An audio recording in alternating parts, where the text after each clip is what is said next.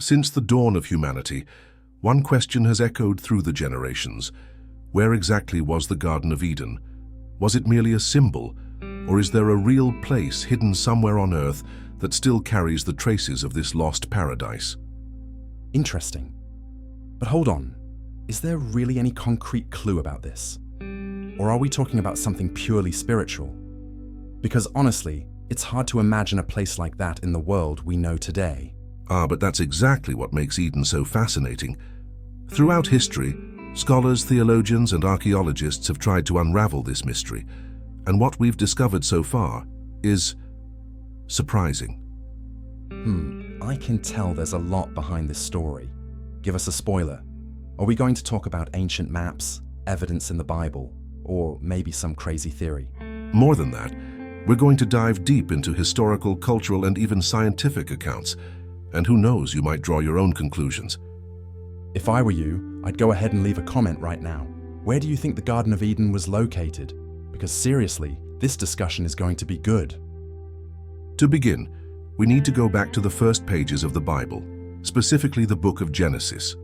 There, Eden is described as a perfect place created by God, where the first humans, Adam and Eve, lived. It was a garden watered by 4 rivers, the Pishon, the Gihon, the Tigris, and the Euphrates. Wait a second. Those rivers are real, right? Like, the Tigris and Euphrates still exist today, over in the Middle East. Exactly. And that's where the story starts to get interesting.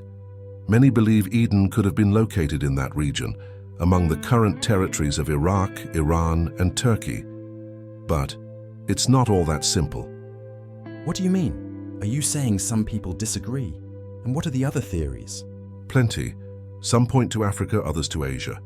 There are even those who say Eden isn't anywhere in our physical world, but in another dimension. Wow, this really goes far. But seriously, I'm already curious about what's coming next in this story. It's pretty wild to think that such a mythical place could be tied to real points on the map. Historically, the Garden of Eden has been linked to various regions. The most accepted theory places it in the so-called Fertile Crescent, an area that was the cradle of ancient civilizations. It was rich in natural resources, water, and fertile land, something that matches well with the biblical description. Okay, hold on. What is this Fertile Crescent thing? I've never heard of it. The Fertile Crescent is an area shaped like an arc stretching from Egypt to the Persian Gulf. It's where the first cities, such as Ur and Babylon, arose. This region was crucial to human development, and according to some scholars, it might have been where Eden once stood. That makes sense. But can we really trust that theory? Or is it just another attempt to connect the Bible with science? That's a great question. The truth is, the search for Eden is full of controversies. Some archaeologists believe it's impossible to find a place that ancient. Others say geographic changes over the millennia may have erased any trace of the original garden. But there's another important point, the interpretation of the biblical text. Is Eden really a physical place, or is it a metaphor for a state of harmony between God and humanity? Now you got me. Because if it's a metaphor, this whole search for a real location kind of loses its purpose, right? Exactly. That's why many theologians argue that the Garden of Eden represents something much greater, the ideal of perfection that humanity lost and has been trying to regain ever since. Wow, that's deep. But it also leaves us with more questions than answers, doesn't it? Like, do we really need to find Eden? Or understand what it symbolizes? In any case, the Garden of Eden remains one of history's greatest mysteries. And throughout this video, we'll explore the different theories, stories, and interpretations that try to explain this enigma. Oh, I'm excited to learn more. And if you're also enjoying this journey, don't forget to share this video with that friend of yours who loves a good mystery. Because seriously, this is just getting started. One of the most popular theories about the Garden of Eden directly links its location to the Middle East, particularly the region that today spans Iraq, Turkey, and Iran. This theory is primarily based on the mention of the Tigris and Euphrates rivers in the book of Genesis. Right, I remember you mentioned those rivers earlier, but how exactly does that place Eden in the Middle East? Couldn't it just be a coincidence? Good question. For many scholars, the connection is more than symbolic. These areas were centers of advanced civilization thousands of years ago. If we think of Eden as a place where humanity began, it makes sense to associate it with regions that have historically been rich in resources. But there's something else. The Genesis text mentions 4 rivers, not just 2. What about the other 2? That's where the mystery deepens. While the Tigris and Euphrates are still known, the Pishon and Gihon rivers don't have clear modern equivalents. Some believe these rivers disappeared due to geological changes. Others suggest they were never literal, but symbolic. Symbolic? Like each river would represent something, like abundance, life, stuff like that. Exactly. But that interpretation divides opinions. On one hand, some argue that the Bible describes historical facts. On the other, some see Eden as an archetype, an idea of unattainable perfection. But wait, you mentioned that some people believe Eden was in Africa. How so? Isn't that where science says Homo sapiens originated? Good connection. In fact, many anthropologists agree that modern humanity has its origins in Africa, specifically in the region known as the Rift Valley. This has led some scholars to speculate that Eden could be related to this place, given that it was also a fertile land full of life. Interesting. But does it make sense to mix science and the Bible like that? Aren't they very different paths? It depends on your point of view. Some people believe that science and faith can go hand in hand, complementing each other. For instance, while science explains how things work, religion might offer the why. In the case of Eden, the Rift Valley is a fascinating location due to its natural features and its role in human history. I've heard that this valley is like the cradle of life. Is that just a coincidence, or is there something more to it? Maybe we'll never know for sure, but what we can say is that both science and faith have contributed to keeping the mystery of Eden alive. Now, it's important to remember that for many theologians, the Garden of Eden isn't a physical place. It's actually a representation of something bigger, the perfect connection between God and humanity. Okay, but if it wasn't a physical place, why does the Bible mention so many geographical details, like the rivers, the lands around them? Doesn't that make everything more confusing? Yes, and that's why interpretation is so complicated. Some scholars argue that the geographical details serve a symbolic purpose. For example, the rivers could represent God's abundance flowing into the world. Others believe these details were meant to ground Eden in the reality of the people at that time. Oh, I see. Kind of like the author wanted people to picture Eden as something tangible, even if it wasn't real. Exactly. That approach helps make the message of the text more accessible and impactful. But let's talk about concrete evidence. There have been several attempts to find traces of the Garden of Eden on Earth. Some archaeologists believe that certain ancient sites, like Göbekli Tepe in Turkey, might be connected to Eden. Ah, Göbekli Tepe. I've heard of that. Isn't it supposed to be the oldest temple in the world? That's right.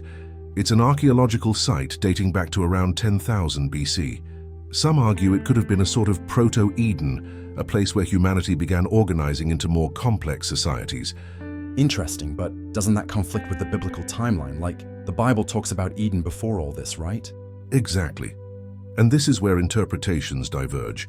For some, Eden is a literal and historical event. For others, it's a story that teaches spiritual lessons without needing to fit into a precise historical timeline. So, in the end, it all depends on what you believe. But there's another theory that goes beyond physical space.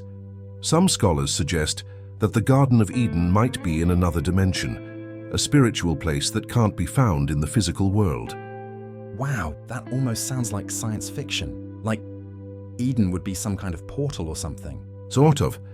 The idea is that Eden existed in a state of perfect harmony with God, but was separated from the physical world when Adam and Eve were expelled. Interesting. But that means that if Eden still exists, we're never going to find it, right? Not in a physical sense, but many believe we can reconnect with the spiritual Eden by seeking a closer relationship with God. In summary, the Garden of Eden remains one of the greatest mysteries in history and faith. Whether as a physical place, a metaphor, or something spiritual, it continues to inspire deep debates and reflections. And that's what makes this story so fascinating. Each theory adds a new layer, a new way of seeing the world. And maybe of understanding a bit more about ourselves. Exactly. And we still have a lot more to explore about this centuries-old mystery. When we think about the Garden of Eden, it's impossible to ignore the symbolic richness contained in this narrative. After all, Eden is not just a garden, but a place of perfect harmony between God, nature, and humanity. I've always found it interesting how Eden is described. Trees bearing perfect fruit, animals living together in peace. It's almost as if it were a parallel world to ours. And maybe it really is. For many theologians, Eden represents an ideal, a state of being where everything is aligned with the divine will. The tree of life, for example, is seen as a symbol of immortality and a direct connection with God. And what about the tree of the knowledge of good and evil? That one has always intrigued me. Why would God put a forbidden tree right in the middle of paradise? Great question. That tree is a powerful symbol. It represents the freedom of choice, something God gave human beings from the very beginning. But with that freedom comes responsibility and consequences. So Eden is more than just a physical place. It's a setting for humanity to learn about freedom, choices, and maybe even about the cost of disobedience. Exactly. That's why the story of Eden remains so relevant. It's not just about a place, it's about who we are and the decisions we make. Now, what's really fascinating is that the concept of an original paradise is not exclusive to Christianity or Judaism. Many cultures around the world have stories about sacred gardens or perfect places of origin. Really? Like what? For example, in Sumerian mythology, there's a place called Dilmun, described as a paradise where there was no disease, aging, or death. There's also the concept of Avalon in Celtic mythology, a place of peace and abundance. Wow, it seems like this theme of a lost paradise is universal, huh? Does that mean all these cultures were talking about the same place? Not necessarily, but it's interesting to think that regardless of time or geography, people have always dreamed of an ideal state, where life was perfect and the world's problems didn't exist. So maybe Eden isn't just about where we came from, but also about where we want to go. That's a good reflection. And this idea of a lost paradise and the quest to reclaim it resonates deeply with humanity. The story of Eden also has profound philosophical implications. It makes us question things like the nature of good and evil, human freedom, and the purpose of life. Okay, but let's slow down. What do you mean by the nature of good and evil? Think about the tree of the knowledge of good and evil. Before they ate the fruit, Adam and Eve lived in a state of innocence. They didn't know evil because they were completely connected with God, but by eating the fruit, they acquired the ability to discern, and that brought consequences. So basically, Eden is where humanity went from being innocent to being responsible for its choices. Exactly, and that raises many philosophical questions. For example, is it better to live in a state of ignorance and peace, or to have the freedom to choose, even knowing we can make mistakes? Wow, that's a heavy question. But I think freedom is essential, right? After all, it's what makes us human. And that is precisely what makes the story of Eden so deep. It speaks about who we are and what it means to be human. Eden's influence goes far beyond religion. It has become a central theme in art, literature, and even film. Ah, that's true. I've seen several famous paintings of Eden, like those by Michelangelo and Bosch. But why do you think Eden has inspired so many artists? Because it encapsulates universal ideas: perfection, temptation, the fall. These are issues we can all relate to. For instance, in literature, there's Paradise Lost by John Milton, which deeply explores the expulsion from Eden and its consequences. And in movies, are there any works that connect with Eden? Yes. Many films use the idea of a lost paradise as a basis for their stories. Think of movies that talk about utopian worlds or about fighting to regain something precious that was lost. It's Eden in new forms. Interesting. It seems like Eden is an idea that never grows old. And it probably never will, because it speaks directly to the human heart. But beyond all the theology, history, and philosophy, Eden also has a deeply personal meaning. It challenges us to think about our own connection with God and with the world around us. What do you mean? Like, what does Eden have to do with me today? Think about it. Eden was a place of perfect balance.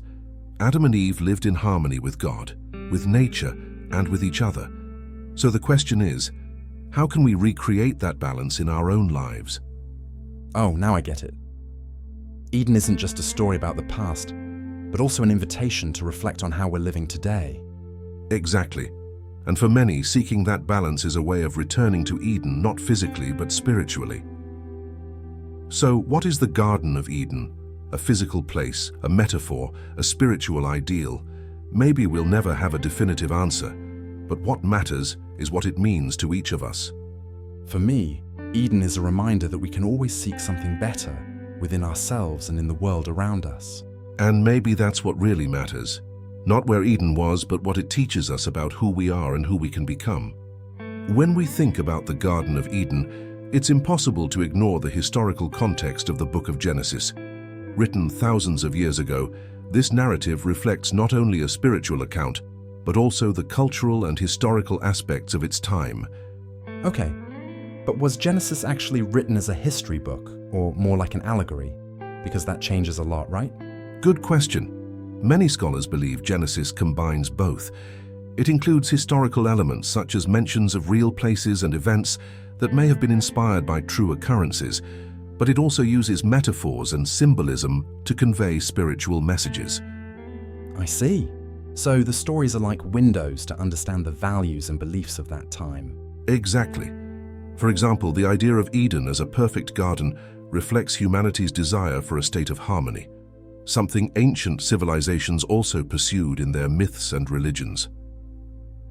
When Genesis describes Eden, it mentions very specific places and geographic features, like the Tigris and Euphrates rivers, but that poses a challenge.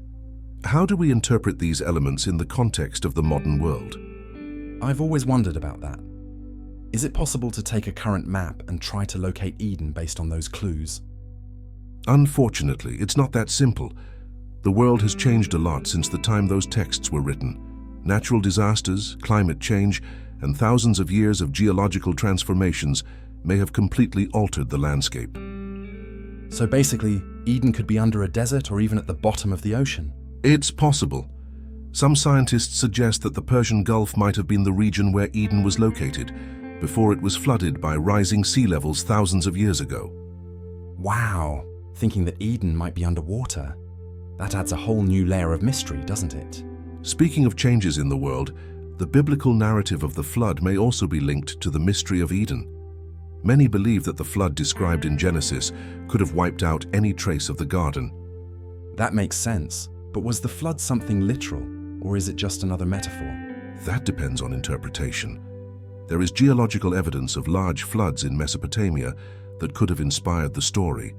On the other hand, the idea of a great flood also appears in many cultures worldwide, suggesting it could be a universal theme. Like a lesson about new beginnings and renewal. Exactly. And if Eden was located in one of these flood-affected areas, that would explain why it's so hard to find any physical evidence of it today. Another fascinating aspect of Eden lies in the language used in Genesis. The words chosen aren't just descriptive, they also carry symbolic meanings. How so? Give me an example. Sure. The word Eden, for instance, comes from a Hebrew term meaning pleasure or delight. So the name itself already suggests a place of complete happiness. Oh, I get it. It's like the name is a clue to what the place represents. Exactly. Plus, the description of the trees, the rivers, and even the serpent carries deep symbolism that goes beyond physical geography. So maybe the idea is less about where Eden was and more about what it symbolizes for humanity. But we can't talk about Eden without mentioning Adam and Eve, the protagonists of this story. They represent more than just the first humans. They're a reflection of all of us. Right, but why them? Why does the story focus so much on them? Because Adam and Eve symbolize humanity in its purest state. They had a direct connection with God and lived in a perfect place. But like all of us, they faced tough choices and didn't always make the right decisions. So they're like a mirror. They show our flaws, but also our ability to grow and learn. Exactly. And that's what makes this story so universal. It's about freedom, responsibility, and the consequences of our actions. And of course, there's the figure of the serpent, one of the most intriguing elements of Eden. It's not just an animal. It's a symbol of temptation and deception. But why a serpent? Why not some other animal?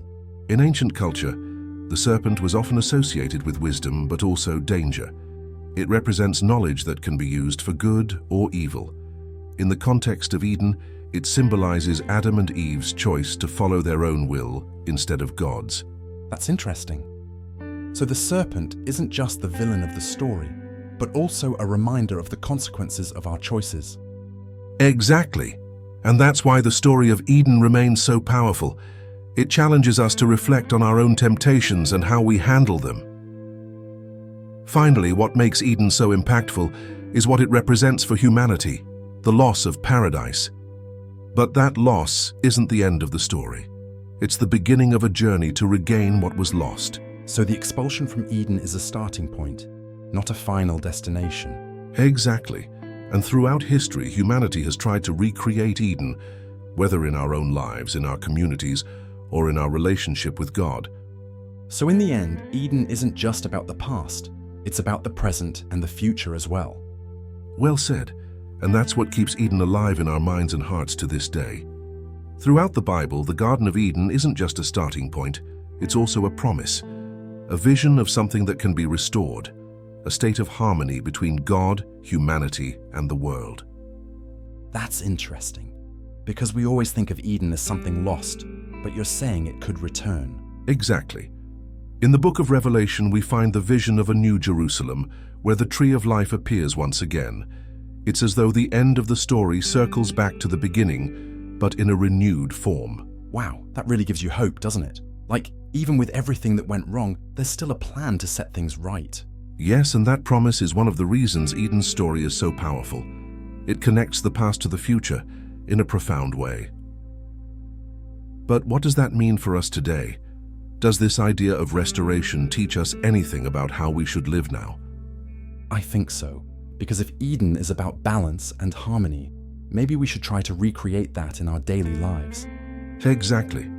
The story of Eden isn't just about a physical place or a future promise. It's a call to seek inner peace, to live in harmony with others, and to care for the world around us. So in a way, Eden can be a reality right here and now if we choose to live that way. Exactly. And that's what makes the story so relevant even thousands of years after it was written. Speaking of harmony, Eden also reminds us of our responsibility to nature. In the biblical account, Adam and Eve were tasked with tending the garden. They weren't just residents, they were guardians. That makes total sense, because looking at the world today, it seems like we've forgotten that part, right? We're destroying more than we're taking care of. Unfortunately, that's true. But the story of Eden can serve as a reminder that we have a role to play in preserving the planet. After all, if the world is a reflection of divine creation, caring for it is also a way to honor the Creator.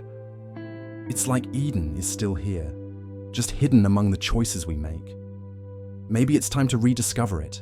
What's fascinating is that the idea of a lost paradise isn't exclusive to Christianity or Judaism. Many other religions have similar concepts, which shows that this search for Eden is universal. What do you mean? Give me some examples. Sure. In Islam, there's Jannah, described as a heavenly garden of eternal delights. In Hinduism, there's the concept of Swarga, a place of peace and happiness. Even in Buddhism, there's the idea of a state of enlightenment, which can be seen as a sort of inner Eden. That's really interesting. It seems like everyone, in one way or another, is looking for the same thing. And maybe that's a clue that Eden isn't just about where we've been, but about what we all seek as human beings. Now, let's talk about science. Does it have anything to say about Eden? After all, the quest for our origins is both a scientific and a spiritual question. I remember you mentioned the Rift Valley in Africa, but has science found anything that directly ties back to Eden? Not yet.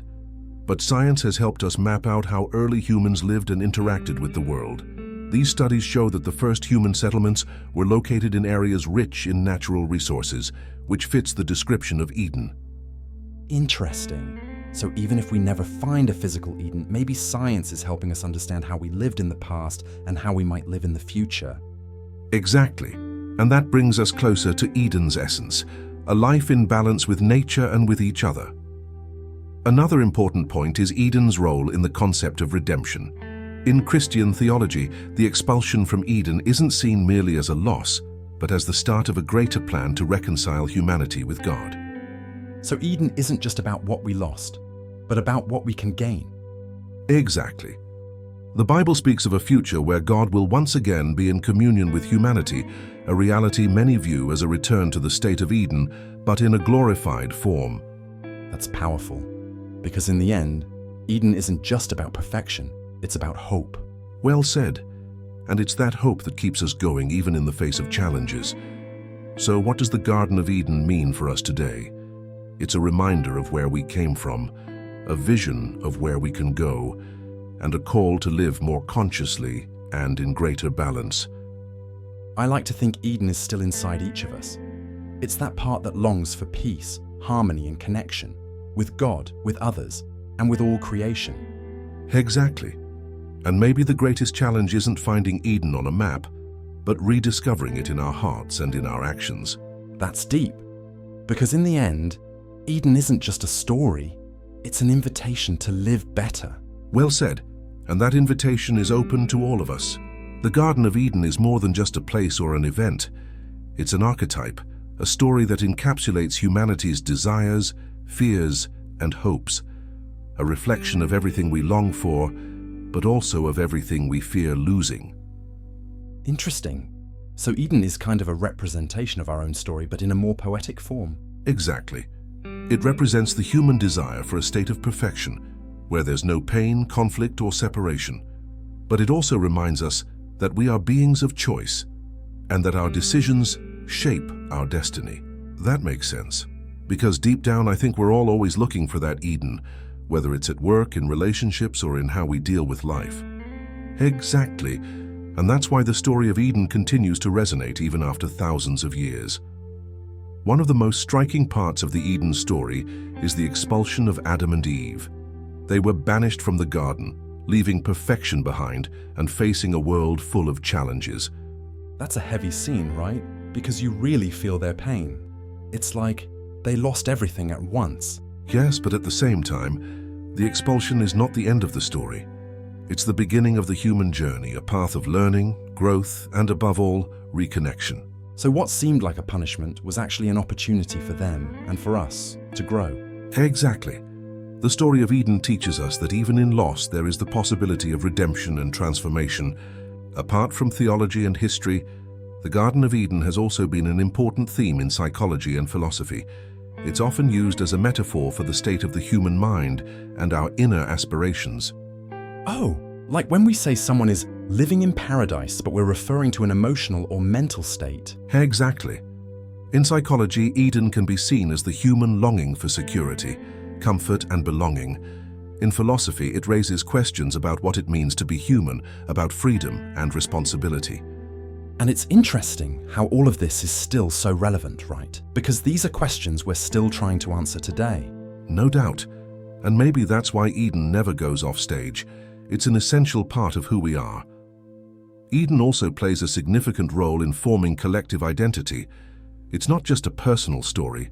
It's a narrative that connects communities and generations. How so? Like it creates a common foundation for people to identify with. Exactly. Think about it. Millions of people around the world know and reflect on Eden. It creates a bond, a common ground that transcends cultures and eras. Ah, I see. It's like a story that brings us together, even if each person interprets it in a different way. Perfect. And that connection is proof of Eden's lasting impact on humanity. But perhaps Eden's greatest legacy is hope. It reminds us that even when things seem lost, there's always the possibility of renewal and restoration. That's powerful, because it's easy to lose hope nowadays, right?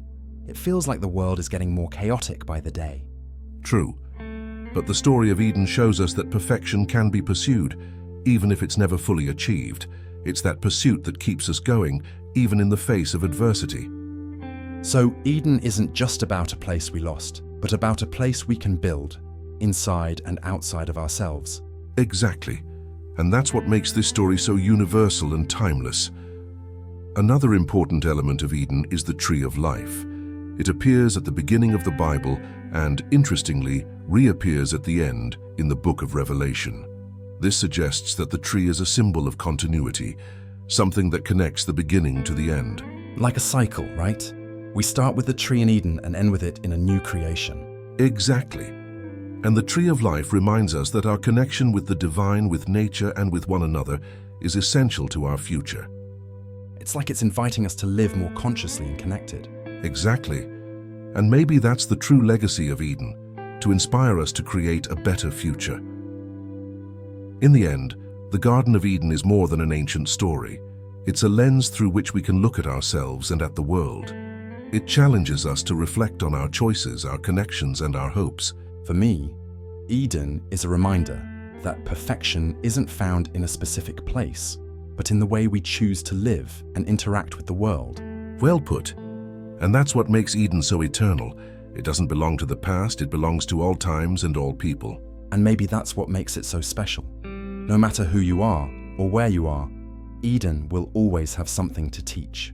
Exactly. And that's the true beauty of Eden. It's a story that never ends. The Garden of Eden isn't just a place lost in some distant past. It's a reflection of ourselves, of who we are and who we can become, a mirror of our aspirations, fears, and choices. That makes sense. Because looking at the story, Eden is more than just a location. It's an ideal, something that's always in the back of our minds, even if we don't realize it. Exactly. It challenges us to seek balance, harmony, and connection, not just with the world around us, but also with what lies within us. That's deep. And the more I think about it, the more I realize Eden is just as relevant today as it was when the story was first told. The story of Adam and Eve in Eden is essentially a story about choices. They had everything, but they chose to reach for something more, something that was off limits, and that changed everything. It's interesting to think about, because deep down, we're not so different from them. We also face choices every day, some good, some bad. And those choices shape our lives, just as they shaped the destiny of Adam and Eve.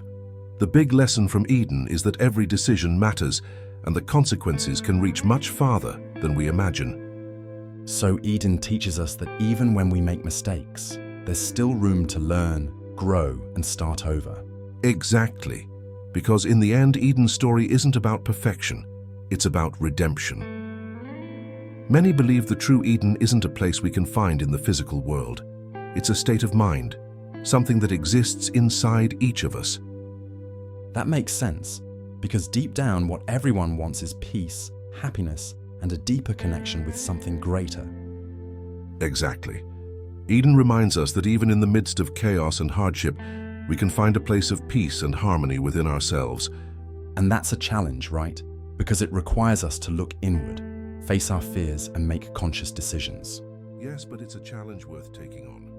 Because when we find that inner balance, we can begin to transform the world around us. Eden wasn't just a place for Adam and Eve. It was a space of connection with God, with nature, and with each other. And that reminds us of the importance of community. That's true, because even today, we need that connection. No one can live completely alone. Exactly. Eden teaches us that true happiness isn't found in isolation, but in healthy, meaningful relationships. So maybe Eden's greatest gift is the reminder that we're meant to connect with others and with something bigger than ourselves. No doubt, and that's a lesson that never gets old. Eden is also a vision of the future. It inspires us to imagine a world where harmony, peace, and beauty are possible once again. It's kind of like a map, right? Something that guides our actions and our choices. Exactly. Eden challenges us to live more consciously, to care for the planet, to seek justice, and to cultivate kindness in our lives. It's like a reminder that despite all our problems, we can still make a difference. That's right. And if each of us does our part, who knows? Maybe we can create a piece of Eden right here and now. So what does Eden mean to us today? It's more than just an ancient tale. It's a call to action, an invitation to live more consciously and more connected. I like to think of Eden as a symbol of hope, something that reminds us there's always a chance to start over, rebuild, and do better. Exactly. Because in the end, Eden is about choices, and the choices we make today shape the world we'll have tomorrow. And that's something within everyone's reach, no matter where we are. And so the Garden of Eden remains one of humanity's greatest mysteries and greatest inspirations, a place that challenges us to reflect on who we are and who we want to become. So now I ask you, what kind of Eden do you want to build in your life? How can you seek more balance, harmony, and connection in your day-to-day? If you enjoyed this journey through the Garden of Eden, don't forget to like this video, subscribe to the channel, and turn on notifications so you don't miss our upcoming content. And leave a comment below. What does Eden mean to you? We'd love to hear your thoughts and continue this conversation. Thank you for joining us until now, and remember, Eden may be closer than you imagine. See you next time.